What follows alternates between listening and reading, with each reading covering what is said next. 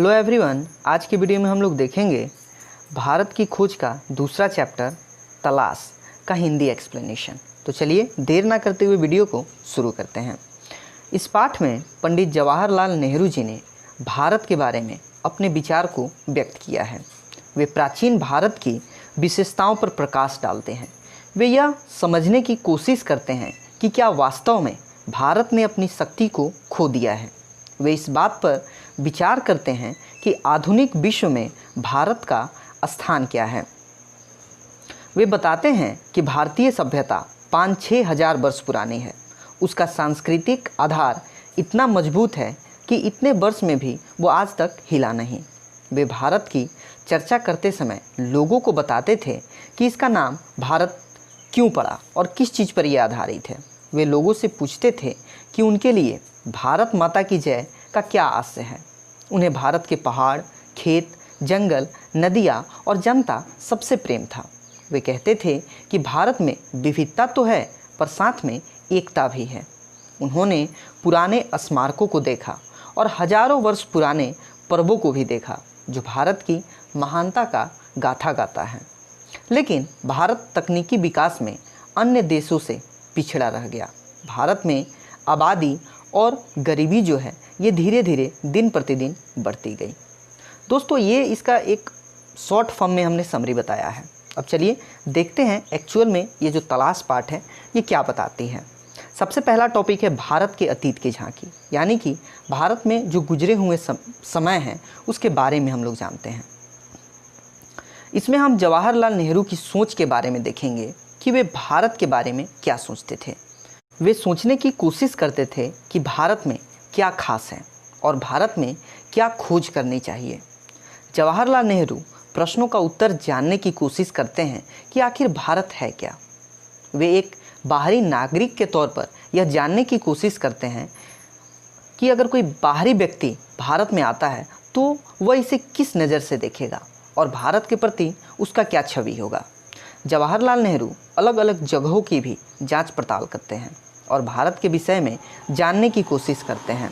सिंधु घाटी सभ्यता, मोहनजोदड़ो, अजंता की गुफाओं के अध्ययन के बाद वे इस बात पर जोर देते थे कि आखिर अतीत में वहाँ क्या हुआ होगा। जवाहरलाल नेहरू का मानना था कि वे अभी भी भारत के बारे में बहुत कुछ नहीं जानते हैं या जो जानते हैं वो पर्याप्त नहीं है और भारत के बारे में उन्हें और भी बातें अभी जाननी चाहिए। आगे वे बताते हैं कि हमारा देश भारत का नाम कैसे पड़ा। वे कहते हैं कि हमारा देश का नाम भारत के नाम पर पड़ा। इंडिया और हिंदुस्तान का नाम सिंधु और इंडस के नाम पर पड़ा। आगे वे कहते हैं कि कैसे जो दंत कथाएं हैं ये पुराने ज़माने से हमारे देश में चलते आ रहे हैं। नाटक, ड्रामा, इन सभी में पुराने रीति रिवाजों को फॉलो किया जा रहा है तथा उन्हें पुराने रीति रिवाज के अनुसार ही दिखाने की कोशिश भी की जा रही है।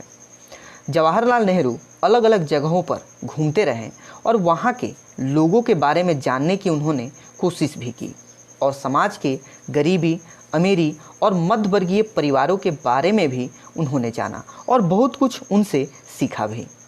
जवाहरलाल नेहरू के अनुसार उनका मानना था कि अंग्रेज के ज़माने में जो अधिकतर लोग अंग्रेज़ों का सामना करते थे वो मध्यवर्गीय परिवार के ही थे, यानी कि जो लोग सामना करने से कतराते थे वो अमीर होते थे और गरीब होते थे, क्योंकि जो गरीब लोग थे उनके पास इतनी क्षमता और ताकत नहीं होती थी कि वो उनका सामना कर सके और जो अमीर लोग होते थे वो अधिकतर लोग उनसे मिले हुए रहते थे।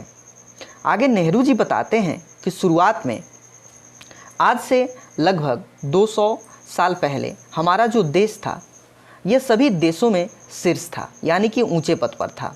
उनके स्थान पर हमेशा ये हमारा जो देश था ये ऊंचा ही रहता था। लेकिन धीरे धीरे समय बीतता गया और भारत जो है वो धीरे धीरे नीचे की तरफ आना शुरू हो गया। नीचे की तरफ वो गिरता गया। जो पहले पूरे देश का करता धरता था, पूरे देश को अपने साथ लेकर चलता था, वो धीरे धीरे समय के साथ नीचे आता गया। इसके पीछे जवाहरलाल नेहरू का कहना है कि हमारे देश के ही कुछ लोग इसमें मिले हुए हैं और हमारे देश के लोगों के मन में जो लालच थी उसी के कारण दिन प्रतिदिन हमारा देश का जो हालत है वो बिगड़ती गई और देश हमारा नीचे आने लगा। भारत जो पहले दूसरों के लिए प्रेरणा बनकर उभरता था, आज वो खुद किसी दूसरे देश के प्रेरणा लेने के काबिल भी नहीं रहा। ऐसा क्यों और कैसे हुआ, ये सभी जवाहरलाल नेहरू जानने की कोशिश करते हैं। आगे जवाहरलाल नेहरू कहते हैं कि इन सब के पीछे जो कारण है, ये हमारे देश में जो लोग हैं उनके अंदर जो बढ़ रही लालच है, गद्दारी है, उसी के कारण हमारा जो देश है ये दिन प्रतिदिन पिछड़ता गया और आज भी उसका जो सिचुएशन है वो धीरे धीरे नीचे ही जा रहा है। अगला टॉपिक है भारत माता। इस टॉपिक में जवाहरलाल नेहरू ने बताया है कि वे अधिकतर अपनी जो सभाएं हैं वो गांव में यानी कि जो ग्रामीण इलाके में है वहाँ करना पसंद करते हैं, क्योंकि उनके अनुसार ग्रामीण इलाके के जो व्यक्ति हैं, जो लोग हैं, उनकी बातों को अधिक गौर से सुनते हैं तथा उनकी बात की पालन भी करते हैं। उनके अनुसार वे कहते हैं कि अगर वे किसी संपन्न क्षेत्र में या किसी मध्यवर्गीय क्षेत्र में जाते हैं और वहाँ अपनी भाषण देना प्रारंभ करते हैं तो वहाँ के लोग उन्हें सुनना पसंद नहीं करते हैं। वे चाहते हैं कि वो किसी दूसरे टॉपिक पर बात करें।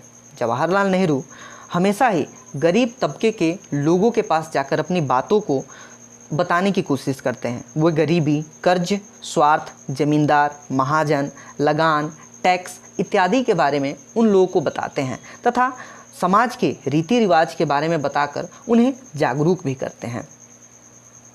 अधिकतर जवाहरलाल नेहरू कहते हैं कि अधिकतर जो उनकी भाषण होती थी वो किसान से ही रिलेटेड होता था, यानी कि किसान लोग के लिए ही होता था कि किस तरह से अपने गरीबी से जूझा जाए और समाज में आगे की तरफ निकला जाए और आगे बढ़ा जाए।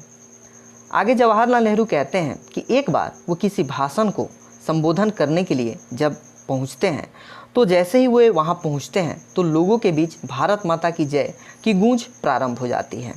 तभी उनके दिमाग में आता है कि ये एक्चुअली में भारत माता की जो लोग जयकार करते हैं ये है क्या। ये प्रश्न वहाँ के जो लोग होते हैं उनसे जवाहरलाल नेहरू पूछते हैं कि भारत माता की जय से आज से क्या है। तभी उस सभा में से एक व्यक्ति खड़ा होकर बोलता है कि भारत माता की जय का आज से हमारे देश की मिट्टी से है। हम जहाँ खड़े रहते हैं वहाँ की मिट्टी से इसका आज से है। इसके उत्तर से जवाहरलाल नेहरू को उतनी संतुष्टि नहीं मिलती है। वे इसकी खोज करते हैं, इस पर सोच विचार करते हैं और इस निष्कर्ष पर पहुँचते हैं कि जो भारत की जो मिट्टी है ये हमसे बनी है। अगर हम कहते हैं कि भारत माता की जय, यानी कि हम खुद की जय जयकार कर रहे हैं। जब तक हम नहीं हैं तब तक ये मिट्टी भी नहीं है, यानी कि भारत माँ भी नहीं है। इसलिए उनके अनुसार वे कहते हैं कि भारत माता की जय जब हम बोलते हैं उससे हमारी ही जय जयकार होती है। हम खुद अपनी जय जयकार करते हैं, जिसके कारण भारत माता की भी जय जयकार हो जाती है। अगला टॉपिक है भारत की विविधता और एकता।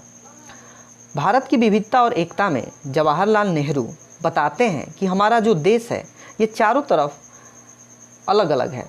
चारों तरफ अलग अलग वेशभूषा के लोग रहते हैं, अलग अलग लोग रहते हैं, लेकिन फिर भी सभी लोग में एकता है। ये एक समान है।